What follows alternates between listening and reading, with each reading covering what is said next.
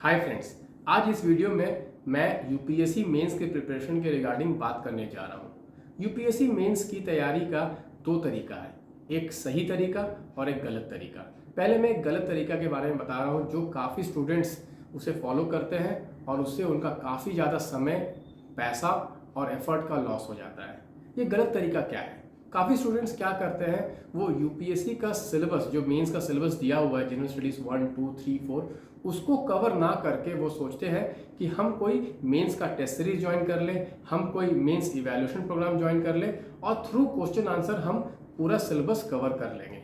Guys, ये एकदम ही गलत तरीका है। आपको मैं थोड़ा सा कैलकुलेशन करके बताता हूँ।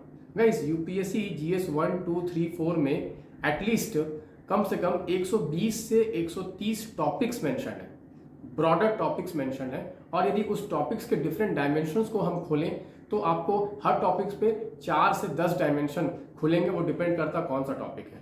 तो आप खुद सोचो कि यदि आपको पूरा सिलेबस क्वेश्चन आंसर से आपको कवर करना है तो आपको कितने ज़्यादा आंसर लिखने पड़ेंगे, कितने ज़्यादा मॉडल आंसर्स आपको पढ़ने पड़ेंगे, तब जाके आपका पूरा सिलेबस कवर होता है।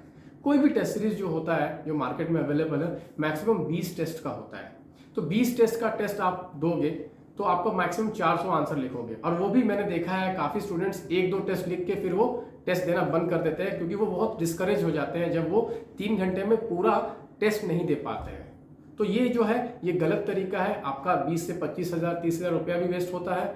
और सबसे बड़ी बात कि कोई भी मेंस टेस्ट सीरीज या मेंस इवैल्यूएशन प्रोग्राम में आपको गारंटी नहीं होती है कि जो आदमी आपका कॉपी चेक कर रहा है वो कौन है।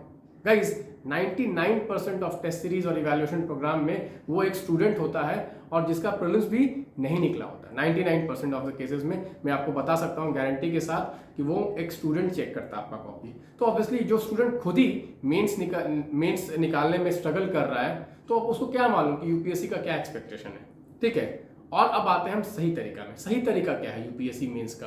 तो फॉर फ्रेशर्स, ओके, जो फ्रेशर्स है, जो बिगनर्स हैं, उनको पहले क्या करना चाहिए? उनका पहला गोल होना चाहिए कि हम लाइक फॉर एग्जांपल मान लो आपको एग्जाम नेक्स्ट ईयर देना है, ठीक है, तो इस साल आप क्या कीजिए, इस साल आपका फोकस होना चाहिए सिलेबस कवरेज, कि मैं हर टॉपिक जो यूपीएससी का दिया हुआ है उस टॉपिक को मैं अच्छे से कवर करूं, एक उस पर एक कॉम्प्रिहेंसिव क्लैरिटी हो मेरा, एक कॉम्प्रिहेंसिव नोट्स हो मेरा। यदि आपका ये हो गया तो आप कोई भी आंसर लिख दोगे। पर उल्टा क्या होगा, यदि आपने कोई एक आंसर तैयार किया है पर उसका कोई और डायमेंशन पे क्वेश्चन आ जाएगा तो आप उसे नहीं लिख पाओगे। तो आप उल्टी तैयारी ना करें, जो पहला वाला मेथड था, गलत मेथड था, वो उल्टी तैयारी है।